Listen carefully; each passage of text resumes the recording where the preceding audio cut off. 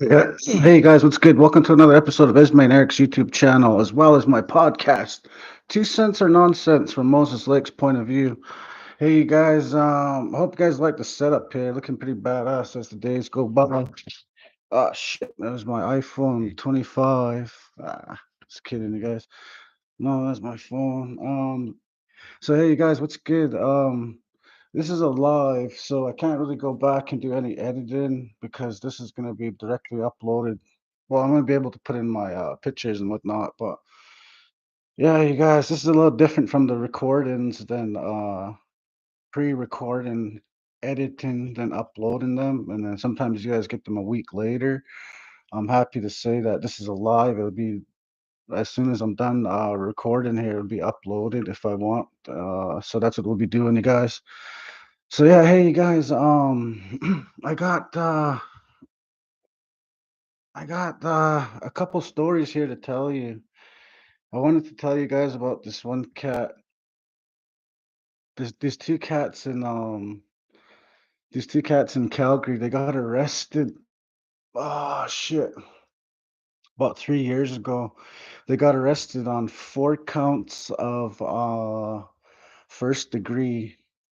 And one of the suspects is affiliated with the reserve. And well, actually, both of them are because I met both of them here. One of them was actually staying at my cousin Tanya's house in Standoff. Um, well, she was staying at my cousin Darcy's first, and then she got bed bugs, and then she moved over to my cousin Tanya's. Eh? We're always joking around about it, me and Tanya. We always bring it up, and it was funny, hey, because this Asian girl is in Standoff, getting beat up by bed bugs, eh? So she's supposed to be mafia connected, eh? What is she doing on the floor at Darcy's house? Anyways, yeah, you guys, let's get it going. Hey, before I begin, you guys, I want you guys to like, subscribe, comment, follow, all that good stuff, you guys. I'm gonna be doing some guests here in the season 3, you guys. And I was talking to my father yesterday. He wants to actually have a sit down with me, you guys.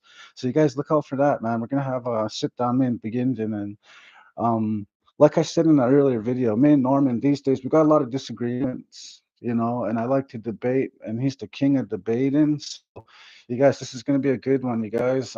Make sure stay tuned for that one, guys. Stay tapped in. It might be this season, maybe next season. Like I said, you guys, but who knows when.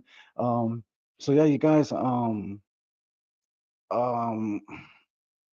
my father, hey, he's a pretty straight up guy. If you guys are from Kainai, you guys know Big Indian. His name is Big Indian, and well, Norman Blackpum, eh? And he expects everybody to call him Norman. But if you know him, family, and then that's his name, that's his nickname. His grandma gave it to him. He earned it. Punked out a lot of motherfuckers along the way. Yeah, my dad's just a straight up solid guy all around. Words, physique, everything, you guys. Anyways, to you guys that know him, you guys make sure and stay tapped in with that because it's gonna be a badass episode, you guys. And I wanted to say I want to get some attire, some a new some shirts to help fundraise for the channel. And these shirts, you guys, I'm gonna have a limited edition. I'm gonna make about maybe 10. If I can fundraise to get 25, I'll get 25 of them. I'm gonna sell some shirts here, you guys. They're gonna be badass. These are one of a kind, customized. You guys can get these ones right here if you want. But these ones are gonna be so fucking badass. It's for the channel, you guys, and it's a sick idea. And you guys, it's gonna be wicked. You guys stay tapped in for that as well. So yeah, you guys, let's get going on this story about this Asian chick and the 4 counts of first degree. So you guys, I got a buddy. His name is Cease. Do Cho Dang. That's his government name. He was pinched out in standoff with my buddy Cowweed. Cowie. Anyways, that's Ace Young Money to you guys on the street. Ace Young Money got offed a couple of years ago. That's another story I'll tell you guys about. Anyways, I met Cease in jail.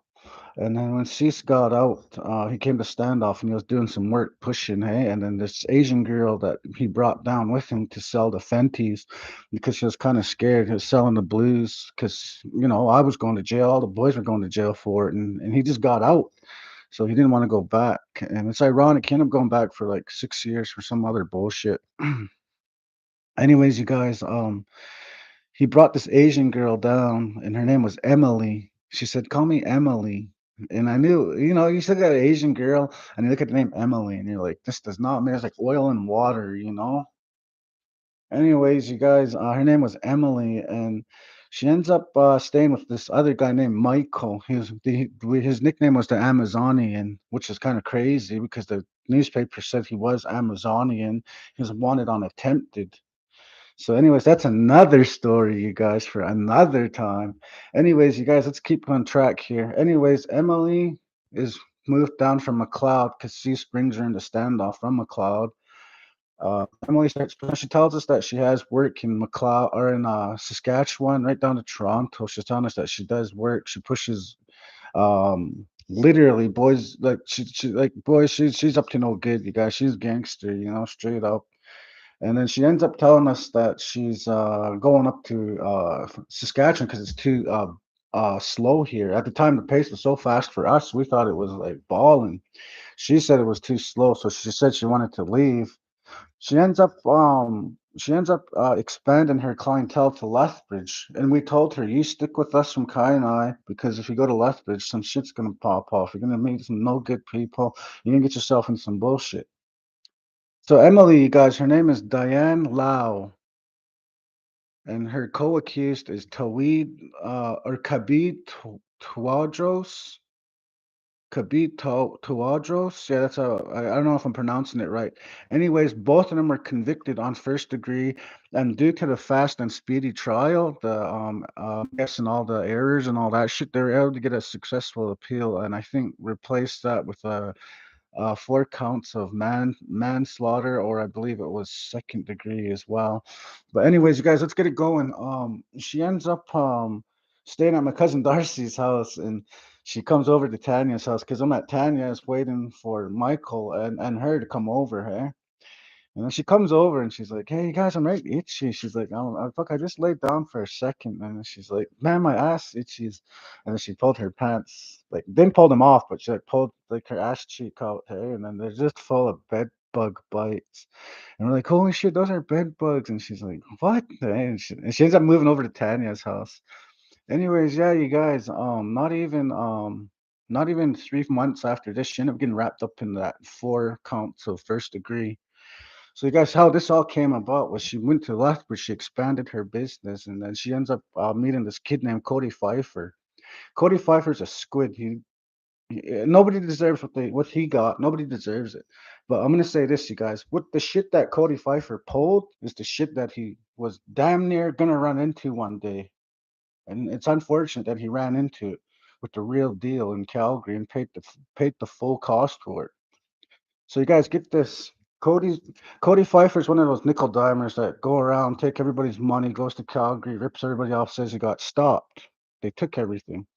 That's how Cody Pfeiffer is.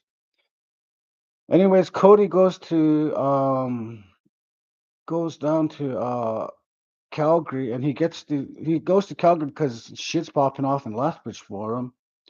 So he goes to Calgary and he gets a connect. He's trying to find something because he's ripping off everybody. Nobody wants to deal with him.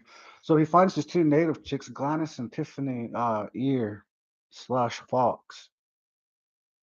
And Tiffany and Gladys want to hook Cody up with some soft because they're gonna hook him. He's gonna hook them up. He ends up. They end up meeting this cat named Affelwork. Affelwork ends up making a deal for Cody, and I guess the money wasn't right. And the newspapers just said the money wasn't right. So the money wasn't right. They didn't like that, and then Affelwork ends up getting off in front of those three. So those three mean that they're witnesses to the crime, the heinous crime that just happened. So what does that mean in the underworld? That means those three got to go as well. So Cody met his demise as well as Tiffany and Gladys. It's unfortunate that Tiffany and Gladys had to meet their demise, being that they were mothers of, I think, 8 kids, I believe it was, or 12 kids. You guys, that's fucked up. Anyways, Cody ends up telling Affelwerk that he's gonna get the money, not to worry about it. He's already worried about it, and then he gets offed. So he ends up the three getting brought to Crescent Hill in West Calgary. Apparently, they're supposed to go do the deal there, and they end up getting offed with I believe 4 or 5 shots. Anyways, the car was lit up, literally lit up in flames with the three in there. So the three, not only did they get the bullet, they also got lit. And you guys, this is all from the reserve. This all spanned from the reserve. That's the moral of my story. Hey, this lady Emily ends up coming down here getting too bored because she said we were moving too slow. Expands her operation, meets up with somebody grimy as Cody. Yeah, you guys end up. She ends up getting charged for it, even though they don't know who the upper tier is. Well, I know I'm sure they do, but they can't link anything. And then the middleman, who was Affelwerk, Emily, and then Taweed, or Khabib, the Khabib cat from Calgary or from Toronto. I believe he was a hitter. So he ends up coming down this way, making that shit known, and then he ends up doing his job, and then they end up getting wrapped up in it. So yeah, you guys, right now there's a big appeal. Now they're trying to get it down to lesser, I believe, and they're gonna try to get out, I believe. And if I'm correct, I believe that they're pretty damn close to being successful for it because I don't actually believe they were the trigger men to it. So for that reason, I think that that's the reason for their appeal. And yeah, that's another story for another time. Yeah, you guys, I'll get into other stories like of who Cody Pfeiffer was, of other stories of how we led to this. Of my buddy Cease getting wrapped up into 6 years for the crime that he did with the shoddy. Anyways, you guys, yeah, I got all these stories, you guys. I'll eventually give them out in time, and I hope you guys enjoyed this one. This is the live stream. I'm really having fun with this live, you guys. This live is badass, you guys. I can just go off, and I think I'm better off going live than I am doing recordings, because when you're doing live, there's no little room for fucking up, eh? But yeah, you guys, till then, like, subscribe, comment, follow. Tell your cousins about these stories, all right? You guys might be up in there. Tell your cousins about Eric's badass sign right there. Tell them that this spot right here is for my silver button. So you guys subscribe. Come on, tap in with my channel, you guys. There's no difference than the next guy's channel, you guys. We got giveaways, we got all that stuff, you guys. But till then, stay tapped in with us. Peace.